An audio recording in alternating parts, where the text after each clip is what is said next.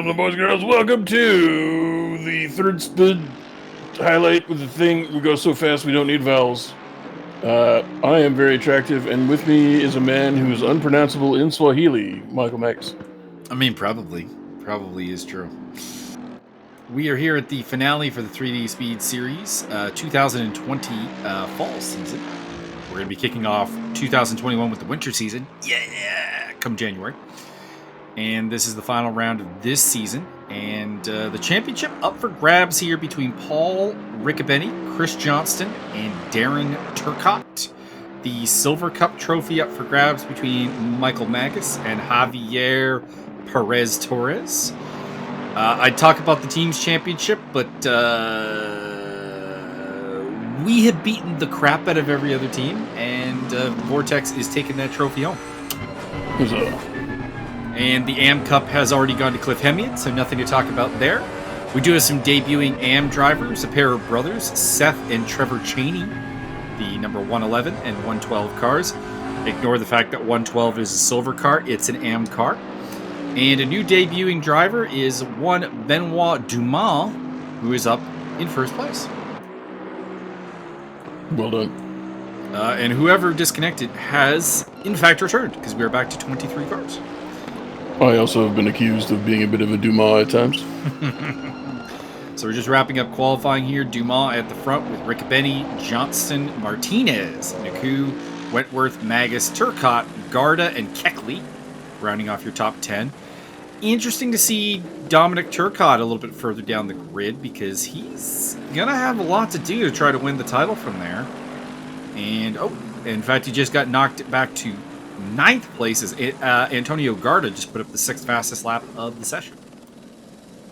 And it looks like really Dumas got this. I mean, he's 6/10 up on Paul Riccobene. I think that's one of the larger pole deficits we've had this season. Javier Perez Torres, it looks like he'll start from P14, so his hopes at winning the championship in silver are limited. We got 2 cars that can still post a lap time. Chris Johnston and Simeon Naku. We are with Johnston here. Let's see if he can... Nope, that will do it. That's his lap done. So Simeon will have the final say. And the camera's not even going to do us the do of putting him on screen. Jerks. This is a little bit rude. He's the only one literally doing anything. Instead, we're looking at people in the pit lane.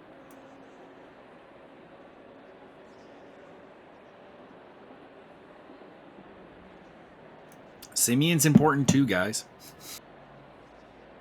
That is probably true. It's definitely true.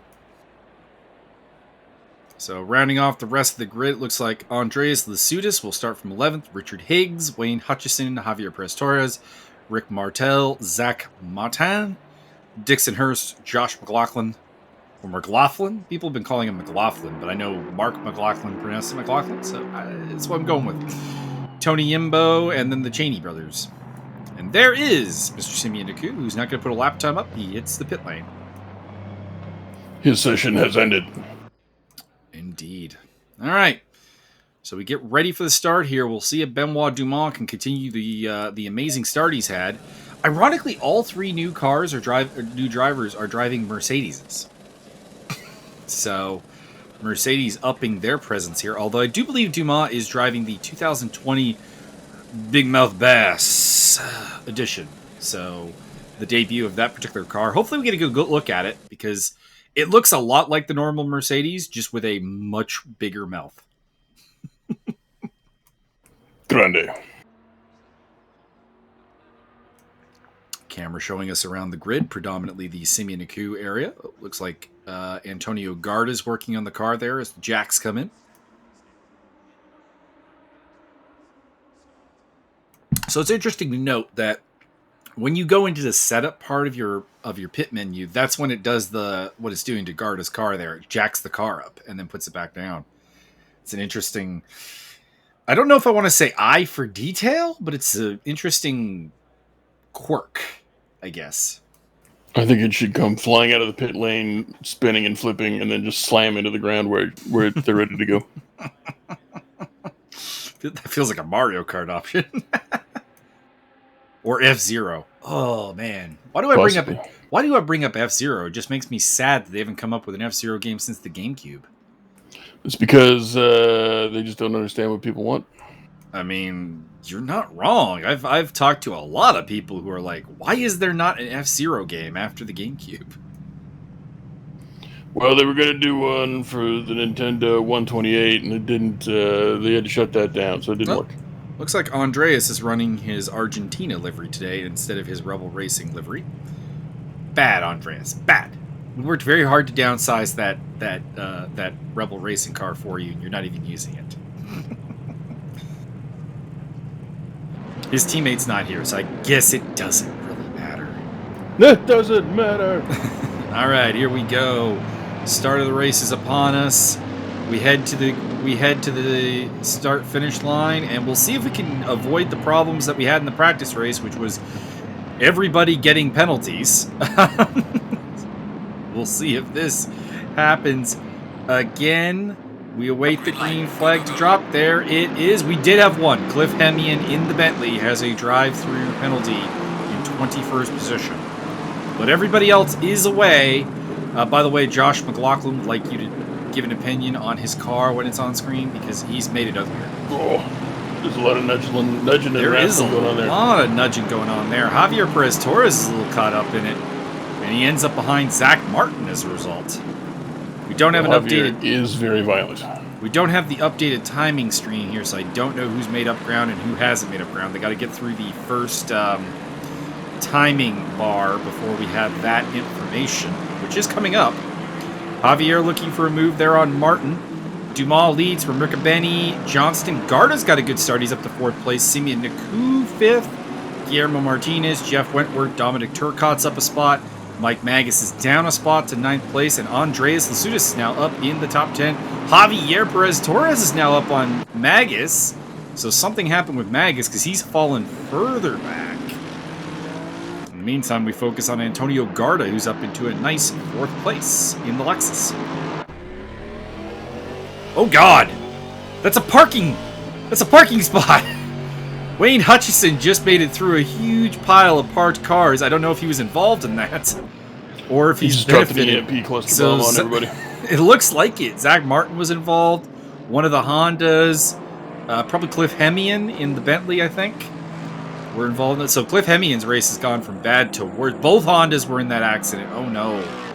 Bad news for Dixon Hurst and John Picha and the Honda contingent. Can't remember what their name of their team is now, off the top of my head.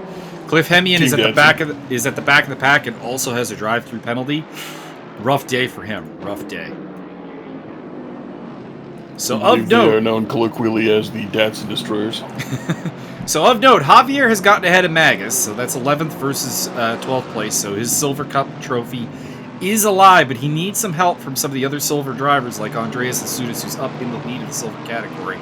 Riccobene is in championship position right now ahead of both Johnston and Turcotte. So we ride with Zach Martin. And I'm wondering if Cliff Hemian's in the pits. He is, so that would be to serve his drive-through penalty. Or frankly to fix the car, because he was involved in that parking lot.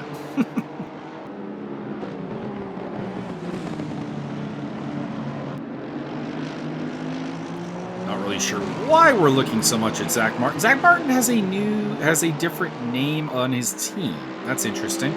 I need him to tell me how he managed that because I've been wondering how to do that for some time. Because he says Front Range United Motorsports, but that's a Tech 1 car he is driving. Has picked up 20th place, so it looks like somebody maybe went off the track.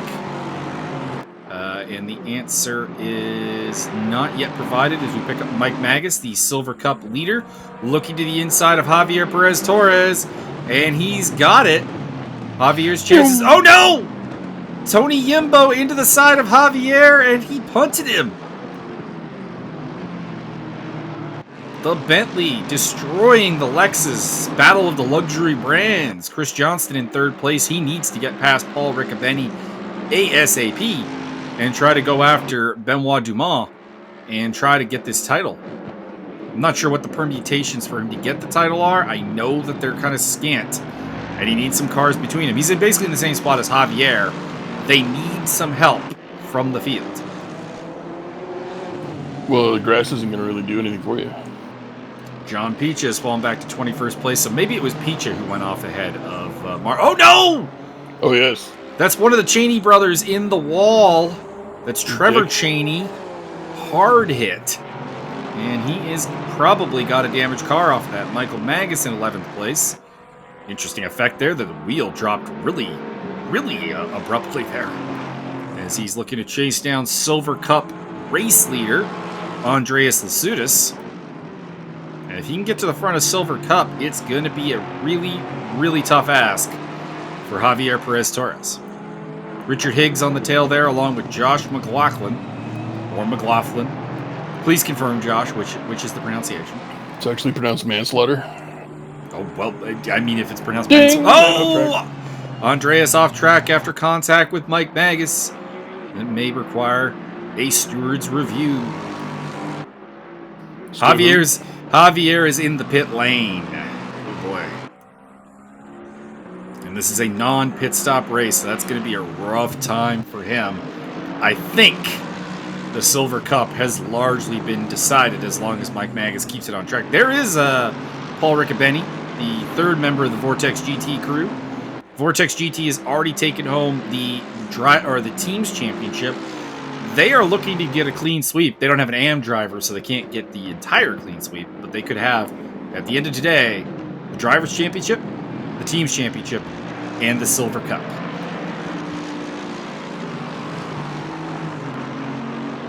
A mighty season for Lexus. Chris Johnston in second place. In fourth is Garda, and in fifth, Simeon. Good to see Simeon up there. It's been a trying season for him.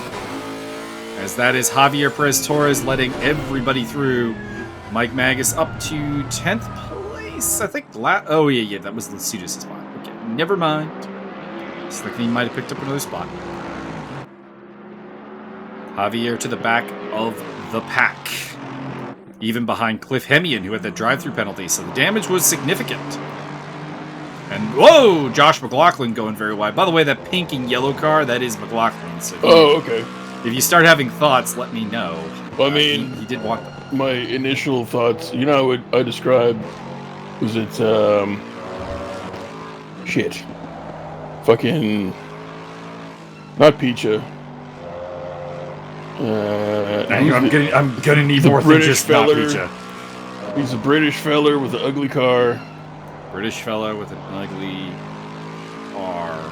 It's not John Picha, it's James Butler. Ah, yes, James Boutelier. Yeah. Le Boutelier has the ugliest car, and I describe it as the least, like, if it was ice cream, you would not eat it. Mm-hmm. That looks like ice cream you would definitely eat, or possibly gum you would chew. Like, you just, like, grab it off the shelf and go, you know, I'll have a pack of that. Definitely I get the gum. That is for sure. I have a triple scoop, I'll get that one, and what the fuck is that? Throw that on top. Simeon Naku in fifth place, trying to hold off championship hopeful Dominic Turcotte. Turcotte's doing a great job. He started in ninth, and he's up to sixth. I mean, I'm afraid it's not sufficient to bring home the title. However, it is a very solid run for a guy who may not have top-line pace today, but is delivering.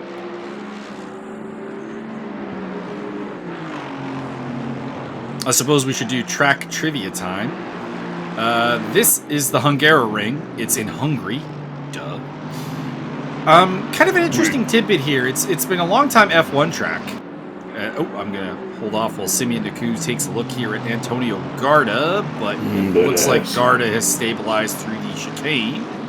Still looking. Still putting the pressure on here as they move into the back third of the track. These sweepers are very, very challenging. You're not necessarily going to make a huge mistake here, but you're going to make little mistakes that cost you a lot of time.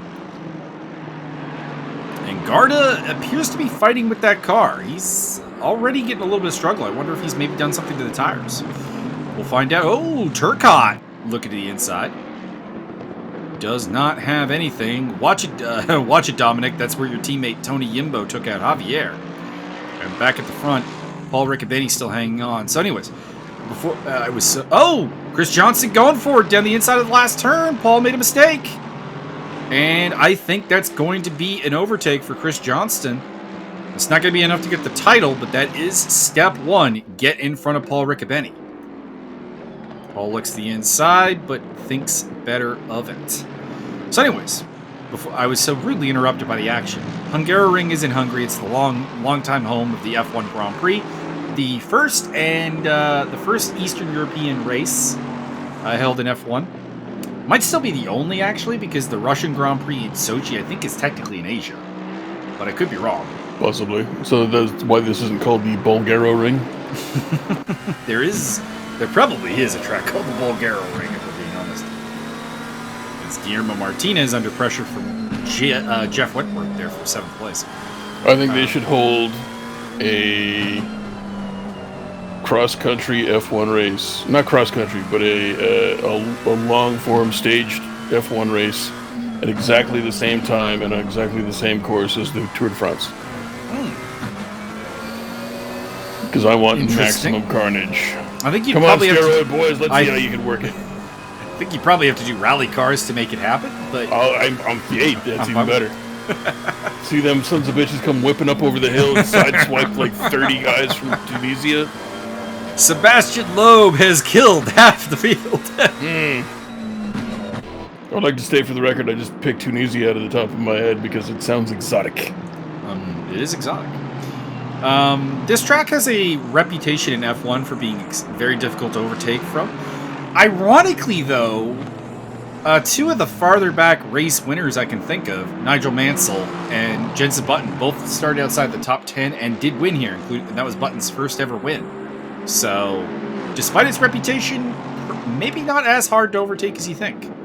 And in GT cars, there's a couple of opportunities, such as this first turn here, which Simeon Naku is doing his best to try to get past Garda. Garda, though, is defending very stoutly, but they are losing touch with the podium cars. Stand on Garda for fun. To be honest, Johnston and Riccobene have lost touch with Benoit Dumont. He's up 3.6 seconds. That's a Mike Stockmill level gap right there. Dumont watch. Ha ha ha intensifies. We need Benoit Dumont versus Mike Stockmill, I think. And Dominic Turcotte is like, guys, can you sort this out or let me through? Because I have a championship to try to go get. And right now, you're really making that hard. Sort yourself out, mate. Interesting note, Turcotte's lights are not on, but everyone else's are, so he must not have his lights on auto. Not a problem, it's not dark enough on the track to really warrant the lights, but it's just interesting to note that he has them on manual by the looks of it. Either that or the Bentley just has less sensitive light sensors, which would be a very Bentley thing to do, if we're being honest. I demand that all lights be flashing at all times. In rotating sequence around the car, clockwise. Looking down the field for any other battles, Martinez and Wentworth are scrapping over 7th place. Further back, we got Mike Magas and Richard Higgs fighting over 10th. And then further back, we don't really have anything. So there you go. That's about as far back as the battles go right now. Plenty of time, though, for battles to develop. Turcotte looking to make the move on Naku, and he goes down the inside. Oh, does not get it. Outbraked himself. Guillermo Martinez still hanging on to 7th place. Good to see Guillermo up there. He's had a lot of connection issues this season, and a lot of just bad luck. So anytime he's having a good result, I'm gonna cheer for it. Guillermo to the front. Very solid driver, and also one of the better and more effective liveries in the grid is that Carbone's livery right there. What kind of bone? Carbones. I know cars had bones. I mean, they have suspension and frame, which is basically bones. I suppose suspension's more like tendons, though. Yeah, well, I mean, like more like the roll cage and some of the support structures, definitely very bone-like.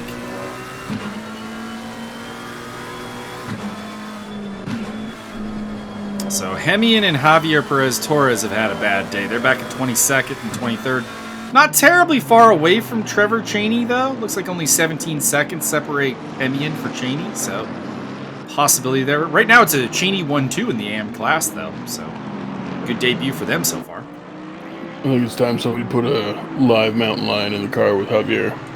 Oh boy. That might not be great. It's going to teach you how to feel the car. Isn't that what I can't remember exactly what the justification is in that movie. I mean, it's to teach you how to drive with fear or how to handle the fear. It was how to drive with fear, yeah. Yeah. Some mountain lion in my car.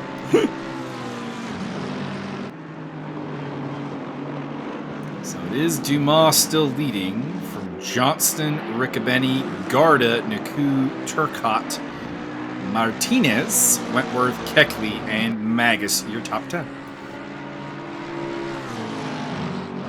Top kick.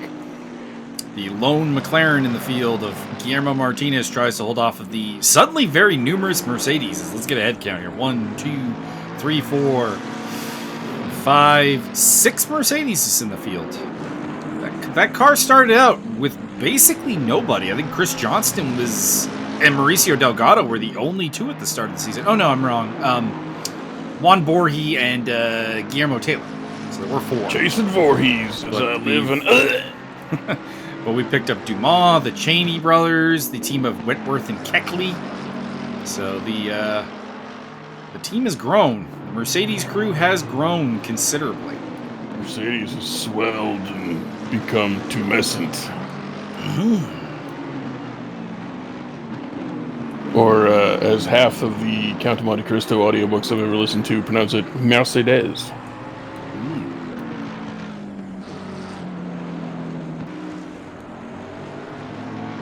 Still not really a lot changing. We're at the somewhat processional point of the race here, where everyone's kind of in a... See, if this was a race I was running, this would be where everybody's allowed to start shooting each other. Oh, for sure. Absolutely. I agree. We're pondering on doing some driver swap races in the upcoming future here, so get in on that. Everybody put your keys in the fishbowl. Somebody is getting a meatball flag. I see a meatball flag. Who is it for? We're looking for a car that's moving like... We're basically looking for a car that might be moving very slowly. You know what the possibility could be? It could be the Turcotte's... Oh, he's got his lights on now. It could have been that Dominic Turcotte. I almost did it again. That Dominic Turcotte didn't have his light on. Yeah, he's called me on. He's been fucking with me on chat now because when we were done the race, I'm like, congratulations everyone. And I mentioned his name as one of the people that's congratulated. He's like, no, my name's Darren Turcotte. Dominic, the professional Turcotte. Well, he's in 6th place right now, which does not bode well for his championship hopes, but it does. It has been a good run. He's started in 9th. He's delivering, and I'm becoming increasingly convinced that meatball flag was for his headlights. Although Trevor Chaney just pitted, so it also could have been for him. What does meatball flag mean? So meatball flag is when there's something wrong with your car. I'm not just singling you out because you're Japanese. Oh, hang on. Let's cover this. Simeon's making a run on Antonio Garda, and we need to give it its respect and due. He's gonna go for He's gonna go for it into turn 1 here. Can he get it done? Aston Martin v Lexus. He's down the inside. I think he's got it. And he does. And Turcotte tries to come. Turcotte tried to make it a 2-for-1, and Garda is flipped around. A piece of him you shall have. Okay, so the meatball flag. Means you're Japanese. No, the meatball flag means that basically there's something hanging off your car, or you don't have your lights on at a time when race control has deemed that you need your lights on. So it's like a hey asshole. Yeah, basically. Yeah. So if you get into a horrible accident on lap 1, you will get the meatball flag because your car's fucked up. It is the racing equivalent of somebody just going XYZ. Yep. Very nice. A little over here. Stop-go penalty for Trevor Cheney. So that is probably speeding in the pit lane. He's going to have to go into the pits, stop at his pit stall for 30 seconds, and then go again. He's in last place already. Well, then he's going to get another one. and at some point, they just haul out what is called the black flag and say, you get your ass off the track. Yar. There comes a time in a man's life where you just have to hoist the Jolly Roger and start slitting throats. The most amusing... Oh, hang on. Garda going down the inside of Jake Keckley for 8th place. So he's going to try and climb back through the grid. Michael Magas is looking for a way past Keckley as well. And Richard Higgs is in the mix as well. It's a big Hig. Keckley got very wide in that turn, but he comes back to defend nicely. For some reason or other, Scott Nick really liked our last commentary. I don't know why. I think he likes them all. That's true. But last time in particular, he gave us shouts. Well, I think we also talked about him a lot, and that always helps. Yeah, very complimentary. He might have referred to his anatomy as being very He explained what happened to on his pit stop as Mike Magas goes down the inside of turn 1, and the problem is Keckley might try to sneak down the inside here. Nope, Keckley not going to go for it, and that is 9th place for Mike Magas. You got top kicked. The most amusing meatball I have ever seen was Lewis Hamilton at the Baku, Azerbaijan City Race Grand Prix, where they called him into the pits because his headrest had popped out. That's funny. Like the padding in the headrest had popped out and was like outside the car. And they called him in with a meatball flag and said, you gotta go in the pits and fix that. It was outside the car? Yeah.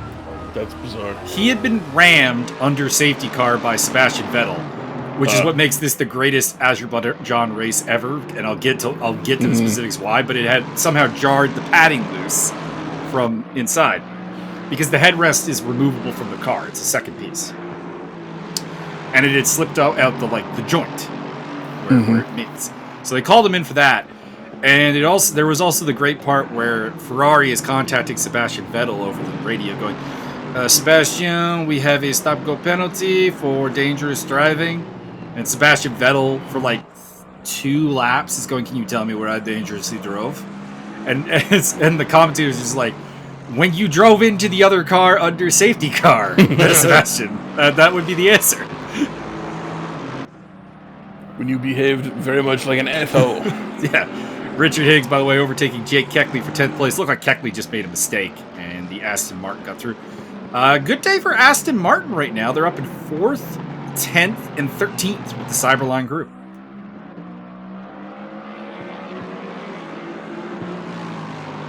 Shout out to why do I not remember his first name? Jake McLaughlin, who's up in 12th place in, I have to emphasize this, not a good car, despite what David Clarkson would probably, or Jeremy Clarkson would tell you. I did the hockey thing again because there's a hockey player named David Clarkson. What if we start referring to the man in the race as Jake the Snake McManslaughter? I mean, I am fine with that. Believe I will totally back that his name is McManslaughter if he wants me to. Excellent. Rick Martel! Like McMahon, like Vince McMahon. Rick Martel gets through on one of the Hondas. I'm not sure which one that is because it shows that he's ahead of both of them. Apparently it was Dixon Hurst, so I think Rick may have at some point gone off the track and is coming back through. Next on his list will be Zach Martin. If I might make a request, since you're able to do custom liveries in the ACC, anybody driving a Honda that doesn't have Jane Fonda on the livery, I mean, you're kind of missing out, and you get to have me sing Sir Mix-a-Lot like all the time. Come on. The only problem is, of course, that we're really kind of moving away from the custom liveries in ACC. The reason is, and this is useful for the people listening to the commentary as well as yourself. So what happens when a custom car comes into the game is the game locks the fuck up. And if you happen to be at the wrong point, you end up in a wall.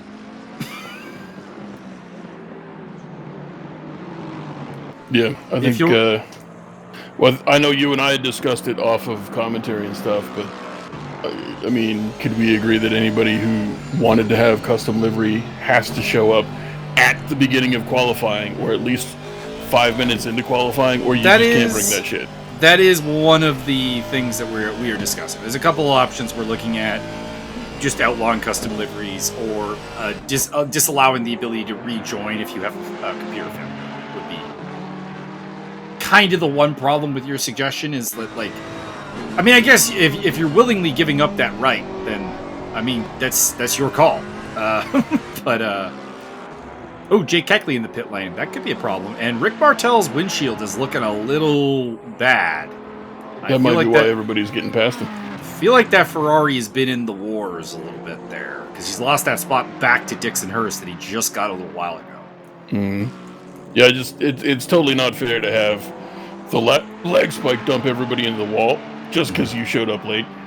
Yeah, and then if you get disconnected, it's not fair to ruin the whole race for everybody. So, well, the one thing I really want to test, because Zandvoort made this seem like a possibility, I'm very worried about it, to be honest, is at Zandvoort, you'll remember that Rick Martel ended up basically murdering Wayne Hutchison. We touched on that on commentary.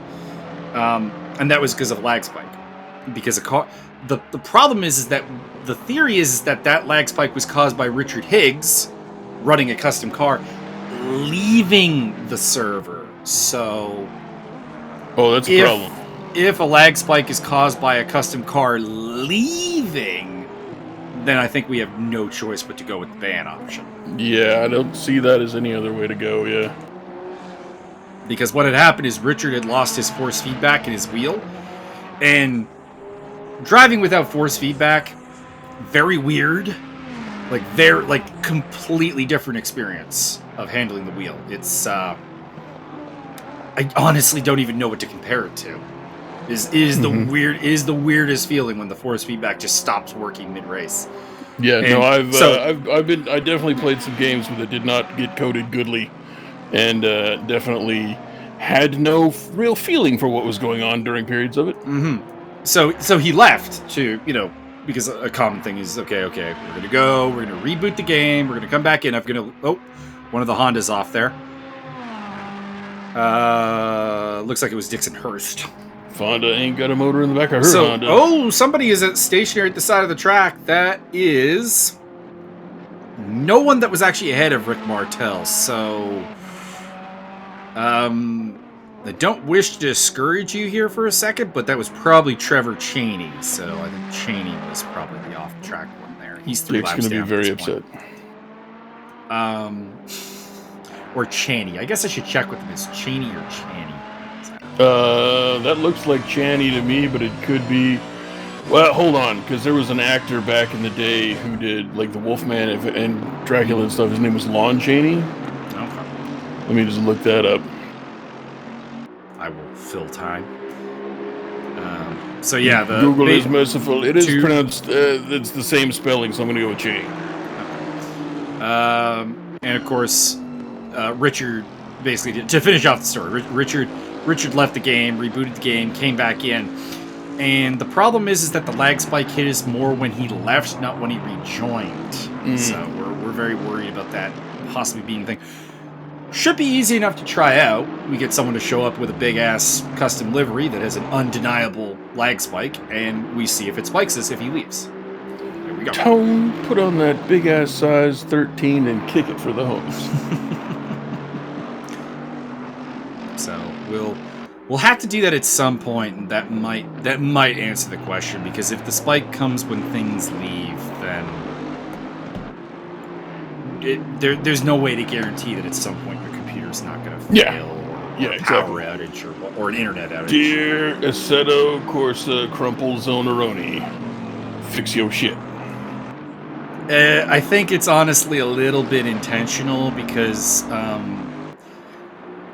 from what I've read, the custom liveries is a very sour point with the licensing department at ACC and SRO.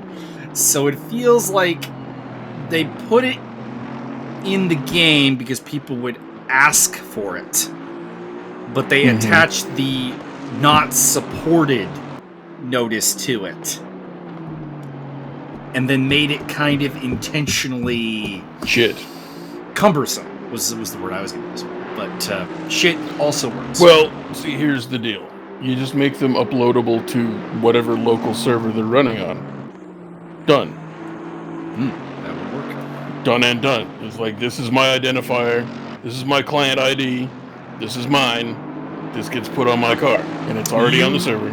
You can do that, but it still spikes. Well, god dang it. Because it's the clients loading the livery that is doing it, not the server. Well, yeah, but that's the thing, is it shouldn't be on the client side at all. It should be uploadable to the servers. So you show up with your ID, and you get suited up with your particular suit of armor. Sadly, I don't know of a racing sim that doesn't require you to have the custom livery on your machine. Well, that's where my brilliant idea comes in, and that's why you're going to be coding it up and fixing it for me over the weekend. Well, no, there's actually even simpler. There's a simpler solution, to be honest, and it's one that R Factor 2 has made use of. It loads when you go to the pits. There you go. You go, you take your pit, you pit, and it's like, all right, there are like 6 cars I got to load here, so this is gonna get clunky, but I mean, you're fucking with your setup anyways, so what do you care? Yeah, sounds fine. But unfortunately, that is not how ACC works. For example, I went out and did... Oh, hang on. Dominic Turcotte looking down the inside of Simeon Naku. Nothing there. Oh, and we lost the race leader. Benoit Dumas has disappeared. Oh, my goodness. I do know what happened there. Internet. Yeah. Became a problem. He did the famous Javier Perez Torres. My country, or my home world needs me.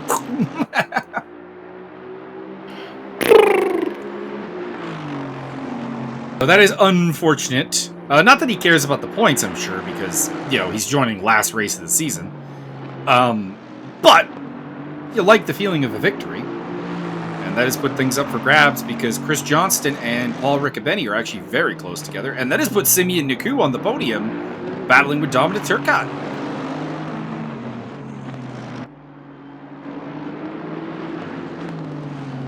Turcotte looks very, very hungry to get through. I don't think his championship... I don't think he can think in any way that his championship hopes are alive. He would need misfortune to befall both Johnston and Riccobene. But he really does want that podium. Looking down the inside again, and he also would like that bragging rights because this is for British power. Aston Martin versus Bentley, baby. Next British person to win gets on the cover of the next remaster of British Steel by Judas Priest. Oh, go for it, boys. I wouldn't. The cover is a guy holding up a razor blade with blood coming out of his fingertips. I mean, I'm still fine with it. In this race, more of a method thing here this time. So, in this race in particular, during the practice session, I was out doing my first kind of warm-up laps, figuring everything out, and I had 7 consecutive illegal laps because somebody with a custom car joined on every single one of them and sent me almost into a wall. I'd be going through this turn right here to be like, and we've joined. Oh, well, I'm going really wide and hoping not to hit the Armco barrier. Please don't please don't Romain Grosjean me.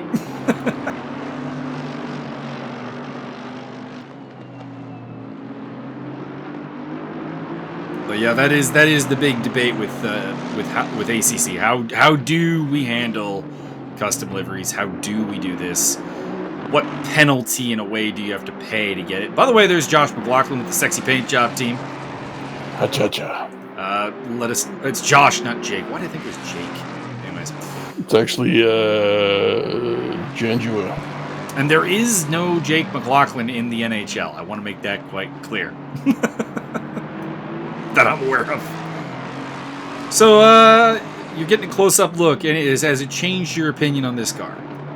I mean, it's pretty dark, but no, that still looks like either bubblegum or ice cream, one or the other. Then both of them I would chew or ingest, or either. The rear end of it looks almost like a pig snout. Yeah, kind of. And I was behind it for a little bit, and I'm like, that looks like a pig snout. He He is battling with Wayne Hutchison for second place in silver, and that's a top 10 position. The car behind them is a lap down. That is Javier Perez Torres, who's had an unfortunate race.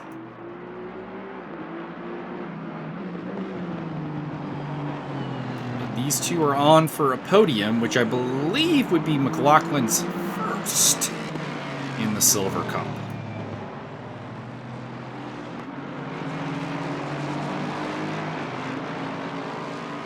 Johnston pulling away from Riccobene. I'm not sure if we'll really see much because Riccobene knows he doesn't have to beat Johnston to take the title. He just has to stay in second place. So there's not a tremendous amount of urgency to attack. Oh, Wayne getting very wide there, and that lets McLaughlin through into turn one. Turn one's been the hot spot. Simeon Naku is being trailed. Oh, no contact! Spins him out. That was Dominic Turcotte who got him, I think. There was also a Mercedes in there, but I think it was Jake Keckley, the lapped Mercedes. And we resume with Naku still ahead of Turcotte, so good sportsmanship by Turcotte, but still an ill-advised move. On what lap did they release Bigfoot to just go running across the track? Oh, Wayne got a little out of shape there.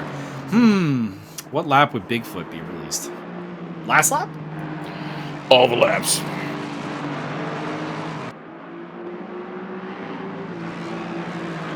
Javier Perez Torres, this has got to be so frustrating for him. He's down a lap, but he can see that he's keeping up with Silver Cup leading cars. And he knew he had the pace today. And through no fault of his own, this is the race he has. 19th place, down a lap. He is so angry, he could shit an entire raccoon. Indeed. Michael Magas is up on the back of Antonio Garda, and Jeff Wentworth has joined the battle for the podium with Turcotte and Naku. In addition to the battle you are witnessing right now between McLaughlin and Hutchison.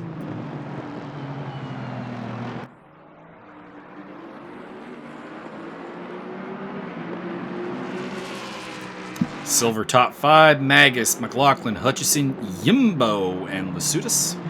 And the AM Cup currently stands with Seth Chaney leading the way from Cliff Hemian and Trevor Chaney, although Trevor Chaney's in the pit lane and may not be taking any further part in this race. You may not.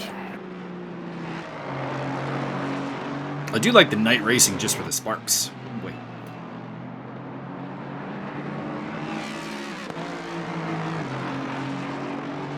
The Jag. I think it should be illegal to turn all your lights off and run with only night vision. Which would be stupid because you'd be instantly blinded by everybody else's lights. Yeah, it's definitely not a good idea. This is where it pays to have an endurance car as opposed to a sprint car, because the endurance cars have extra lights. Just get a giant light bar. Blind So everybody. like you see those two particularly strong lights in the middle of McLaughlin's car. Those are enduro lights. They're not on the sprint variant of the car. That'd be my strategy. Just, I wouldn't do very well because my car wouldn't be that aerodynamic with the giant light bars I have all over it, but then I'd just flip them on and blind everybody in the last couple of laps and everybody would crash and I'd win. Oh, Richard Higgs is in the pit lane. That's a bad sign. What did Richard do? It's going to promote McLaughlin in 9th place, though, and Wayne Hutchison back into the top 10. I'll see if I can tell you which... let's see if we can find a sprint car here to demonstrate the difference in the lights. These are both endurance cars. I think the sprint cars are the ones with the legs going really fast. Andreas Lasutis losing a spot to Zach Martin, maybe, as we go to the start-finish line and into turn one. And I think he's got it. With probably maybe 2 laps to go for these two cars. Lasutis tries to undercut him. And it will be the Lexus of Zach Martin into 12th place. He is quite the Lexus.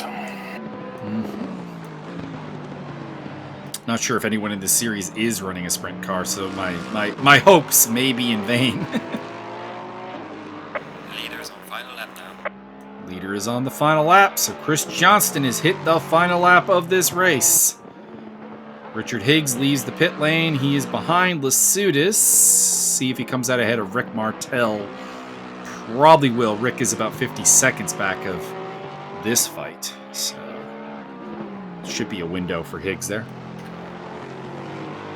Michael Magas has gotten past Antonio Garda for 6th place. Michael! And is now under pressure from Garda as well as Guillermo Martinez. Dominic Turcotte has moved on to the podium, although we have seen some naughty behavior from him, so would not be surprised to see if he's maybe sitting on a penalty.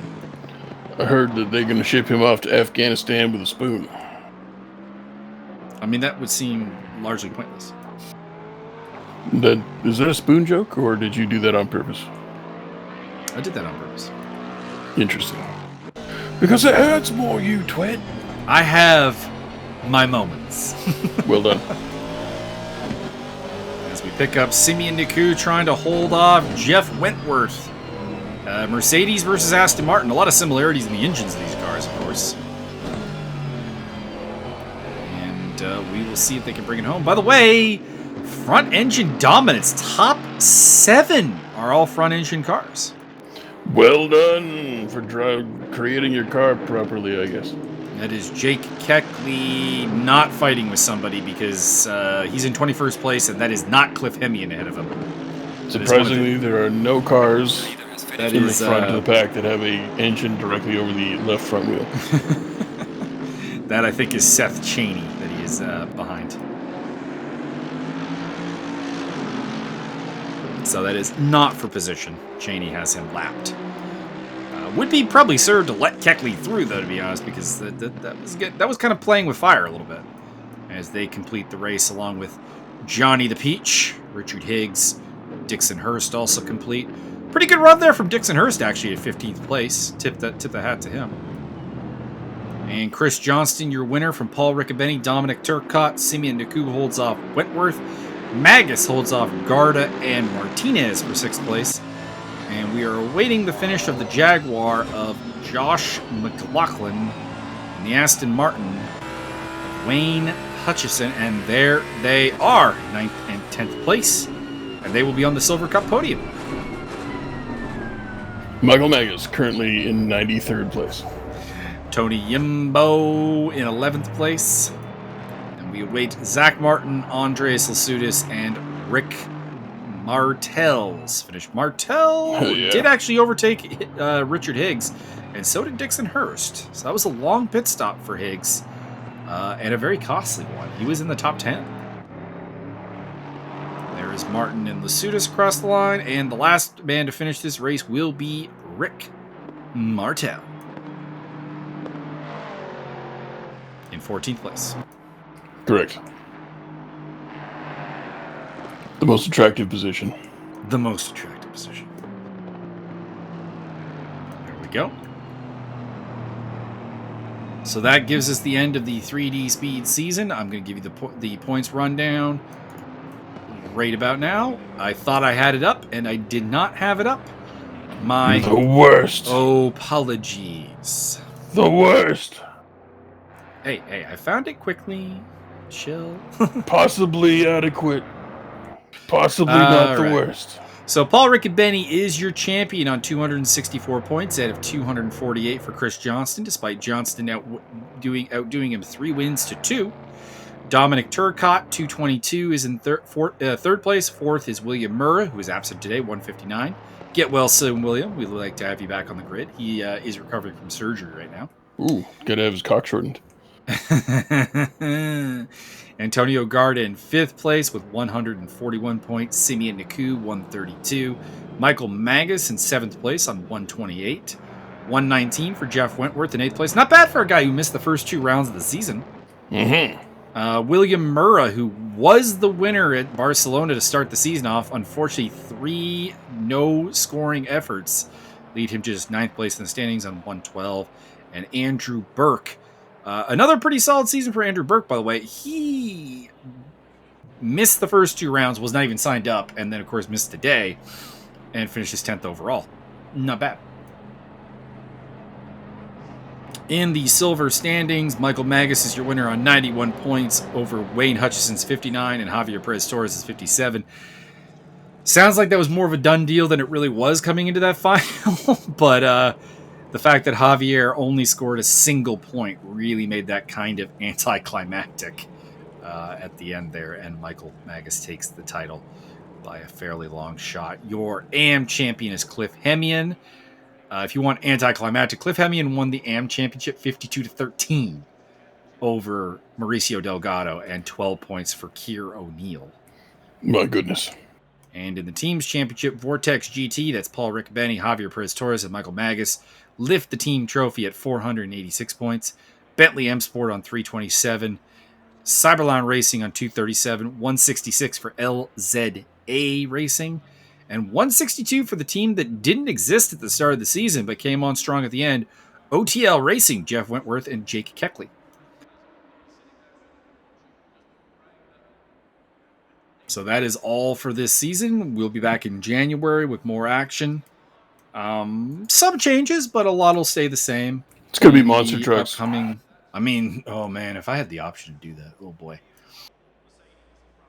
That would be fun. And also keep an eye on the ESR Discord. We got feedback that we're looking to get in terms of the what you guys want to see in Race Room Racing Experience, as well as the upcoming Enduro 2021 series starting in January in ACC. This will be our first ACC Enduro, so that'll be really, really interesting. Might be doing driver swaps, so get ready for that. Chance to make some friends and chance to also discover who you just don't really like. Make friends and influence the spread of venereal disease. Oh wait, that's not. It's not the same thing, is it? Whoa, very not the same thing. My bad. Just make sure you sanitize your shifter. And we will leave you with this shot of Josh McLaughlin's sexy or ugly, depending on your point of view. It's fine. Paint job.